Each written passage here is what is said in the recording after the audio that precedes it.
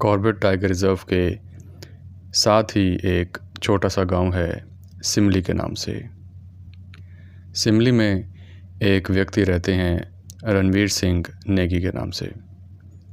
रणवीर सिंह जी, जिनकी उम्र लगभग 75 साल है, अपने एक छोटे से घर में इस गांव में अकेले रहते हैं और अपनी खेती बाड़ी को संभालते हैं।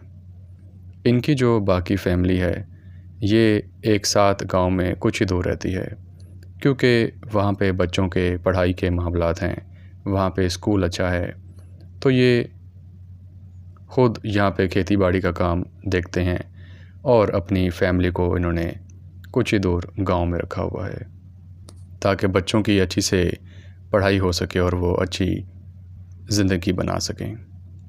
ये अपनी फैमिली मेम्बर्स के पास विज़िट करते रहते हैं और उनके घर वाले भी इनके पास यहाँ आते रहते हैं। इस तरह एक मिलजुल के अच्छा सा सिस्टम इनका चल रहा होता है। दोपहर का समय है, नवंबर का महीना, और हल्की हल्की सी ठंड शुरू हो गई है।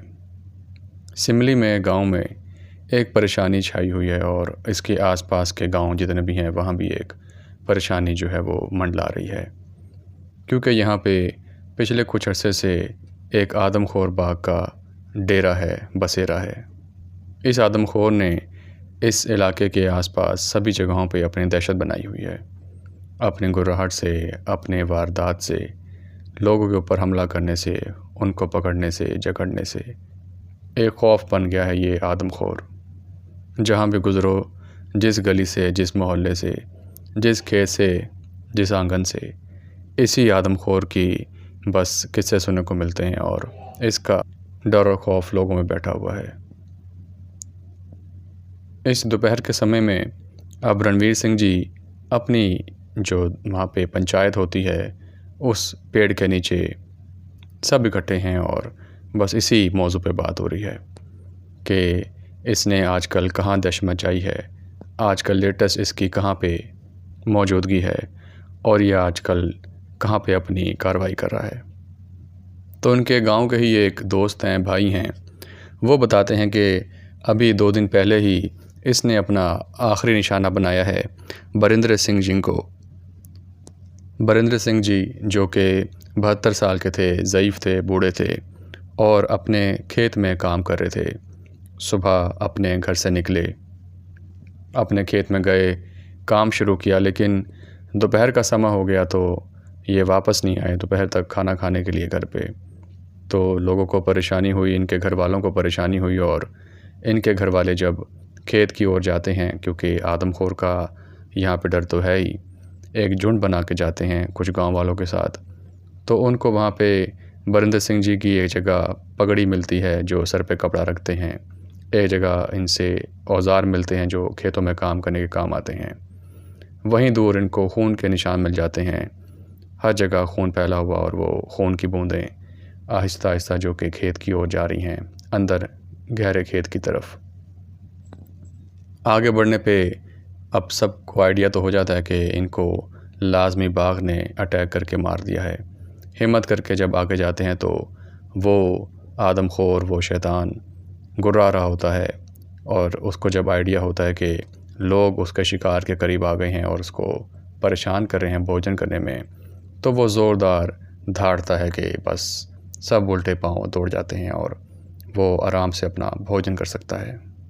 ये इतना अब अपने ज़ोरों में आ जाता है कि बस ये चाहता है कि मैं किसी की भी ना सुनूं और इनके सामने ही इनके प्यारे को बैठ के बस चीर फाड़ करके खा लूं और मार दूं, क्योंकि वो तो बस भूखा है और चाहता है खाना खाना, और चाहे वो इंसान हो या कोई भी। तो बरिंदर सिंह जी के जो ये गांव वाले होते हैं, घर वाले होते हैं, फ़ौरन फॉरेस्ट डिपार्टमेंट को अप्रोच करते हैं, उनको इतला करते हैं। वहाँ पे मौके पे ही टीम आ जाती है। आने के बाद इसको रेस्क्यू किया जाता है और इसको फायर करके इस बाघ को वहाँ से भगा दिया जाता है। ये तो शायद अभी भी ना भागता, शाम का वक्त हो जाता है इस दिन, लेकिन ये अपना भोजन कर चुका था। अपना पेट भरने के बाद, अपनी इस हवस को ख़त्म करने के बाद, मुकम्मल करने के बाद, इसने सोचा चलो अब यहाँ से हिल जाते हैं, अब चलते हैं किसी और गांव। तो ये बड़े आराम से उड़ता हुआ सबके सामने अपने मुंह को साफ़ करता हुआ, अपने पंजों से अपनी दुम को हिलाता हुआ, बहुत आराम से वॉक करता हुआ, टहलता हुआ, जो अक्सर लोग खाने खाने के बाद करते हैं, वैसे ही टहलता हुआ आराम से निकल जाता है जंगल की ओर। पीछे अब बरिंदर सिंह जी के गांव वाले, घर वाले इनकी बॉडी रिकवर करते हैं और उसके बॉडी का ऑटोप्सी के लिए भेज दिया जाता है फॉरेस्ट डिपार्टमेंट की तरफ से, और बाद में इनको हैंड ओवर कर दिया जाता है ताकि ये इनके आखिरी रसूमात को, अंतिम संस्कार को मुकम्मल कर सकें। ये सारी स्टोरी सिमली गांव में ये सब लोग बैठे हुए रणवीर सिंह जी के साथ सुन रहे होते हैं, जो कि इनके कुछ ही दूर 25 किलोमीटर दूर इनके गांव से ये हादसा पेश आता है। ये जैसे जैसे इनका गांव का जो भाई होता है, जो दोस्त होता है, ये स्टोरी जब बताता है तो सबके रोंगटे खड़े हो जाते हैं, सबकी आंखों के आगे अंधेरा होता है। इस रोशनी के बावजूद, जिस रोशनी ने, दिन की रोशनी ने इनको घेरा हुआ है, इनको कुछ दिखाई नहीं देता और खौफ इनको जकड़ लेता है सबको। सबके हाथ पांव ठंडे पड़े होते हैं, सांसें उखड़ रही होती हैं, ऐसा कि बस जैसे पीछे से बाघ अभी आ जाएगा और इनको ले जाएगा, या सामने से आएगा इनको हमला करके बस इनको उठा के ले जाएगा।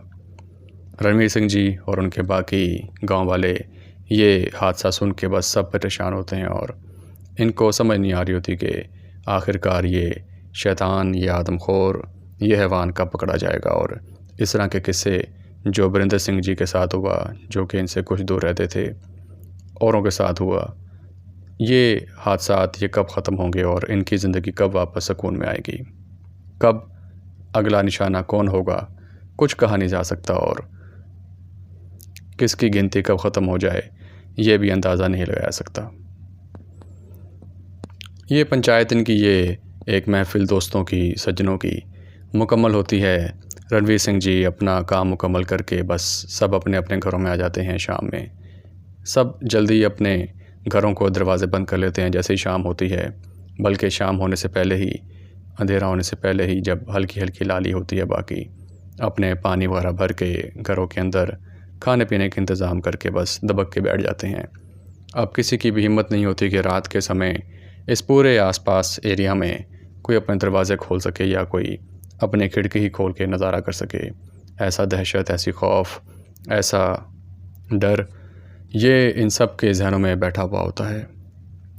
रात हो जाती है और सब सो जाते हैं। यहाँ कुछ आधी रात के करीब जब रणवीर सिंह जी की आँख खुलती है तो वो सुन पाते हैं कि जैसे इनके दूर इलाके से ही, इनके आसपास, इनके कानों से जो आवाज़ टकरा रही है वो बाघ की है, उसकी ग्राउलिंग की, उसकी गुर्राहट की। वो ग्राउलिंग जो वो वॉक करते हुए करता है, जब चक्कर लगाता है किसी जगह के, वो आवाज़ इनको दूर से सुनाई दे रही होती है। इनको लगता है कि जैसे हर एक इंसान के आजकल जहन में बस बाघ है, उसकी आवाज़ें हैं, कानों में आवाज़ें दौड़ रही हैं, तो शायद ये मेरे साथ हो रहा है और मुझे सो जाना चाहिए, मज़ीद इस पे गौर नहीं करना चाहिए, जो होगा सुबह देखेंगे, शायद ये मेरा वहम ही है। और रणवीर सिंह जी फिर सो जाते हैं। एक सुबह फिर से हो जाती है और सूरज की किरणें इस खूबसूरत इलाके को, सिमली को, गांव को अपने रोशनी से भर देती हैं। नई सुबह का आगाज़ नई खुशबू के साथ और नई उमंगों के साथ। लेकिन इस एरिया पे जो डर और खौफ छाया हुआ है, ये कहीं ना कहीं इस रोशनी को कम कर देता है, इस रोशनी को मांद कर देता है। सुबह होती है, सब अपने घरों से बाहर आते हैं, झांकते हुए, एहतियात के साथ, इधर उधर देखते हुए कि कहीं बाघ उस पेड़ के पीछे तो नहीं, कहीं बाघ उस झोंपड़ी के पीछे तो नहीं, कहीं ये फ़ौरन मेरे दरवाजे के आगे तो नहीं बैठा हुआ, खिड़की के नीचे तो नहीं। ये डर और खौफ सबको अपने अंदर बस जकड़े होता है। रणवीर सिंह जी भी अपनी सुबह का आगाज़ करते हैं, नाश्ता पानी करके चल पड़ते हैं अपने खेतों की ओर आहिस्ता आहिस्ता, कुछ लोगों के साथ मिलके, ताकि आहिस्ता आहिस्ता वहाँ पे पहुँचा जा सके। और फिर अपने अपने कामों में सब मसरूफ़ हो जाते हैं। एक बार जब पहुँच जाते हैं खेत में, फिर डर चला जाता है कि चलो यहाँ पे अब बाघ तो नहीं है और आराम से वापसी भी हो जाएगी और काम भी हो जाएगा। शाम का समय हो जाता है। इस तरह ये दिन भी आहिस्ता आहिस्ता करके अपने रूटीन के कामों के साथ करीब होता है कि बस ये दिन मुकम्मल हो। रणवीर सिंह के जो घर वाले होते हैं ये इनको रोज़ फ़ोन पे बात करते हैं, राब्ता करते हैं, खैरियत मालूम करते हैं, जो कि अमूमन हम अपने प्यारों का ख़्याल रखते हैं जो हमसे दूर रह रहे हों। इनको राब्ता करने पे मालूम होता है कि रणवीर सिंह जी फ़ोन नहीं उठा रहे इस शाम। वो समझते हैं कि चलो कहीं बिज़ी होंगे और अपने किसी काम में मसरूफ़ होंगे, कॉल बैक आ जाएगी, लेकिन कॉल बैक भी इनको नहीं आ पाती। जब कॉल बैक नहीं आती तो फिर ये दोबारा ट्राई करते हैं। अब अंधेरा भी हो जाता है रात का, ये मज़ीद कॉल्स करते हैं, लेकिन सारी कॉल्स जो हैं वो उठाई नहीं जाती, कोई भी आंसर आगे से नहीं आता। अब रणवीर सिंह जी के जो घर वाले होते हैं इनकी ये परेशानी बढ़ रही होती है कि आखिर हुआ क्या है, आखिर माजरा क्या है, कि कभी ऐसा होता नहीं कि वो आगे से रिप्लाई ना करें और हमें जवाब ना दें। इस दौरान फिर क्या करते हैं कि जो इनके पड़ोसी होते हैं गांव में रणवीर सिंह जी के, जैसे कि उन सब के नंबर भी हमारे पास होते हैं घर वालों के पास, तो इनके जो घर वाले होते हैं रणवीर सिंह के वो राब्ता करते हैं इनके पड़ोसी को और पूछते हैं कि आखिर माजरा क्या है, कि हम तो सुबह से ट्राई कर रहे हैं लेकिन जो है वो पिताजी से राब्ता नहीं हो पा रहा और वो न जाने कहाँ गायब हैं, सब खैरियत तो है, आपके इल्म में कुछ है, आपने देखा उनको आज? तो उनके पड़ोसी कहते हैं कि हाँ, सुबह तो हमारी मुलाकात हुई है और हम इकट्ठे ही खेतों की तरफ गए थे और उसके बाद फिर रूटीन के मुताबिक मैं तो वापस आ गया और मेरे यही था जहन में कि शायद रणवीर भी वापस आ गया होगा। लेकिन उनका बेटा कहता है कि ऐसा नहीं है काका जी, आप जो हैं वो इसमें देखें कि वो वहाँ पे मौजूद हैं कि नहीं। अब रात का समय हो जाता है इस वक्त तक और वो कहते हैं कि उनके पड़ोसी भी कि चलो मैं हिम्मत करके देखता हूँ और कुछ कोशिश करते हैं कि उनको देखा जा सके। अब ये रणवीर सिंह के जो पड़ोसी होते हैं ये भी परेशान हो जाते हैं कि आखिर रणवीर गया तो गया कहाँ। वो खिड़की खोल के जो सामने ही इनका घर दिखाई देता है रणवीर सिंह का, उनको आवाज़ देते हैं कि रणवीर, रणवीर, तुम्हें मेरी आवाज़ आ रही है? कहाँ हो? घर वाले राब्ता कर रहे हैं, परेशानी है, आखिर माजरा क्या है? क्या तुम्हें आवाज़ आ रही है तो जवाब दो। लेकिन वो देखते हैं कि रणवीर सिंह के घर में जो है वो जो लाइट जलती है वो लाइट भी नहीं चल रही है और अंधेरा पड़ा हुआ है। ये चीज़ इनको खौफ में डाल देती है।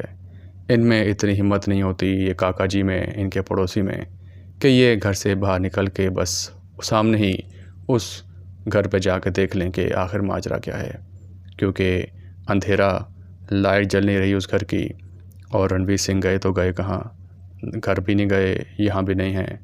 और ऐसा तो नहीं हो सकता कि वो इस डर और खौफ के समा में खेतों में हों या कहीं जंगल में हों। कहीं ना कहीं अब इनको ये समझ आ जाती है कि शायद वो डर और खौफ, वो आदमखोर, वो राक्षस कहीं हमारे इलाके में तो इधर ही नहीं आ गया सिमली में और रणवीर को उसने अपना निशाना बना लिया हो। ये सब चीज़ें उसी तरफ इशारा कर रही होती हैं कि वो फ़ोन भी नहीं उठा रहे और उनके घर की लाइट भी बंद है, ऐसी कोई आवाज़ वापस भी नहीं आ रही, जवाब वापस नहीं आ रहा। माजरा है तो यही है कि शायद रणवीर सिंह भी अब उनका निशाना बन गया है उसी आदमखोर का। ये पड़ोसी इनके घर वालों को कॉल करके बताते हैं कि ये माजरा है और उनके घर की लाइटें बंद हैं और बिल्कुल भी यहाँ सन्नाटा छाया हुआ है, कोई भी घर से बाहर नहीं निकल रहा। तो अभी फ़िलहाल घर से बाहर तो निकलना मुश्किल है, तुम लोग भी सुबह तड़के यहाँ पे आ जाओ, फिर मिलके सारे देखते हैं, सुबह ही कुछ हो सकता है। सुबह हो जाती है और उनके घर वाले यहाँ पहुँच जाते हैं सिमली। यहाँ पे सब गांव वाले इकट्ठे होके जब पहुँचते हैं रणवीर सिंह जी के घर की ओर, तो वहाँ पे वो देखते हैं कि दरवाज़ा तो बंद है और अंदर कोई भी मौजूद नहीं है। चीज़ें बिल्कुल वैसे ही मौजूद हैं जैसे कि बंद करके जाते हैं और कोई भी उसमें चेंजेस नहीं है कि वो वापस आए हों। अब ये सब इकट्ठे होके डंडे, लाठी, सोटे पकड़ के चल पड़ते हैं, निकल पड़ते हैं उस गांव की ओर, उस खेत की ओर जहाँ पे रणवीर सिंह का खेत होता है। उसी ओर जब ये जाते हैं तो इनको आगे पहुँच के बस जो जहन में होता है वही देखने को मिलता है। जो ये सोच रहे थे, जो ये समझ गए थे कि शायद यही हमारे पिताजी के साथ हुआ होगा, हमारे पड़ोसी के साथ हुआ होगा, ये ऐसा नज़ारा देखते हैं कि बस इनको यकीन नहीं आता। उनकी खेत में वापसी पे ये देखते हैं कि एक दरख्त के पास खून के निशान मौजूद होते हैं। खून, बेतहाशा खून, उसकी छींटें जैसे कि किसी जंगली जानवर ने इनके ऊपर हमला किया हो और वहाँ पे इनको मार दिया हो। बस वहीं पे सारे रोने और पीटने लगते हैं, इनको दुआएं देने लगते हैं कि इनके घर वाले इनको प्यारे सब संभालते हैं, इनके घर वालों को गांव वाले इनको संभालने के बाद इनको बिठाते हैं और हौसला इनको देते हैं कि अब बस सब्र ही किया जा सकता है और कोई हमारे बस में है नहीं। हमारे प्यारे के साथ इस जंगली जानवर जो राक्षस ने करना था वो तो कर दिया, अब इसकी हम बॉडी को ढूंढें और इसके लिए सारे आखिरी रसूमात को मुकम्मल करें। फॉरेस्ट वाला को फ़ौरन अपडेट किया जाता है, फॉरेस्ट की टीम यहाँ पे पहुँच जाती है। अब फॉरेस्ट की टीम, गांव वाले, रणवीर सिंह के घर वाले, ये सब मिलके अब निकल पड़े हैं उनकी बॉडी को तलाशने, उनको देखने के लिए, सर्च करने के लिए। लगभग इनके खेत से आगे पहुँचने के बाद कम से कम 150 मीटर की दूरी पे जंगल के अंदर रणवीर सिंह की आंखें मिल जाती हैं, इनकी बॉडी मिल जाती है और इनकी आंखें बस इन सब की ओर देख रही होती हैं। उनका आधा खाया हुआ जिस्म देख के सब भी परेशान हो जाते हैं और यकीन नहीं हो रहा होता कि रणवीर सिंह जो हमारे साथ कल शाम में बैठे हुए अभी ये कहानी सुन रहे थे, जो कि पिछले गांव में बरिंदर सिंह जी को मारा गया, उनके बारे में क्या पता था कि आज रणवीर सिंह भी इसी आदमखोर का निशाना बन जाएंगे। क्योंकि जहन तस्लीम नहीं करता, ये कबूल नहीं करता कि 25 किलोमीटर दूर या आसपास के इलाकों में जो वारदात हुई है वो डर और खौफ हमारे अपने गांव में इतना करीब आ जाएगा, ये किसी के वहम में नहीं होता, गुमान में नहीं होता। रणवीर सिंह जी की आंखें बता रही होती हैं कि जैसे कि वो उन्होंने बातचीत की हो उस बाघ के साथ, उस आदमखोर के साथ, जब फ़ोन के सामने आया था वापसी पे। शायद रणवीर सिंह ने कहा हो कि देखो मेरी भी मजबूरी है, मुझे जाने दो, मेरे बच्चे हैं, मुझे उनको पालना है। लेकिन वो आदमखोर राक्षस, उसने भी अपनी आँखों ही आँखों में आंखें डाल के ये कहा होगा, आँखों की ज़बान में, कि शायद मेरी भी तो मजबूरी है, मैं भी भूखा हूँ, मेरे भी बच्चे हैं, मुझे भी उनको पालना है, इसलिए मैं वही करूँगा जो मैं करता आया हूँ और अपना निशाना बना के रहूँगा। शायद ये आंखों का जवाब सुनने के बाद रणवीर सिंह जी ने अपनी आंखें बंद कर ली होंगी और ख़ुद को हवाले कर दिया होगा उस राक्षस के, और उसने उनको अपना निवाला बना लिया। इस तरह रणवीर सिंह जी की बॉडी को रिकवर किया जाता है और उनकी आखिरी रसूमात को मुकम्मल करके, अंतिम संस्कार को मुकम्मल करके ये इनकी कहानी भी मुकम्मल हो जाती है। अब इस पूरे इलाके में, पूरे डिस्ट्रिक्ट में जो खौफ फैल जाता है, इसकी जो है वो आप अंदाज़ा नहीं लगा सकते। जो खौफ इनके गांव तक था, जो कहानी ये अपने गांव में सुन रहे थे, अब इनकी कहानी बाकी गांव में सुनानी जा शुरू हो गई है। हर कोई इसी लेटेस्ट किल के बारे में जो रणवीर सिंह जी का हुआ है उसके बारे में कहानी इनकी सुना रहा है अपने आस पड़ोस के गाँव में, और ये भी अब एक कहानी बन गए हैं। इस डर और ख़ौफ को समझते हुए जो डिस्ट्रिक्ट मजिस्ट्रेट होते हैं ये कर्फ्यू नाफिज कर देते हैं इस आदमखोर की वजह से, क्योंकि इसने 5 से 6 किल अब तक कर चुके थे। और शाम 7 बजे से लेके सुबह 6 बजे तक सख्त कर्फ्यू नाफिज हो जाता है। सारे स्कूल, सारे बाहर के मामलात, बाज़ार, दुकानें सख्ती से बंद कर दिए जाते हैं कि जब तक ये आदमखोर, ये राक्षस पकड़ा नहीं जाएगा, इसके लिए कोई भी फ़िलहाल रियायत नहीं है। सब लोग अपनी एहतियात करें और शाम से लेकर सुबह तक बिल्कुल बाहर ना निकलें। सुबह बाहर निकलें भी तो टोलियों में निकलें और एक दूसरे के साथ सटे रहें, जुड़े रहें। फॉरेस्ट डिपार्टमेंट वालों की ये सब मेहनत देखने के बाद ये केज लगा देते हैं मुख्तलिफ़ जगहों पे और कैमरा इंस्टॉल कर देते हैं पूरे सिमली विलेज और इसके आसपास के इलाके में जो कॉर्पोरेट टाइगर रिज़र्व के अंदर आता है। और आखिरकार इस राक्षस को पकड़ लिया जाता है और इसको जो है वो रेस्क्यू सेंटर भेज दिया जाता है।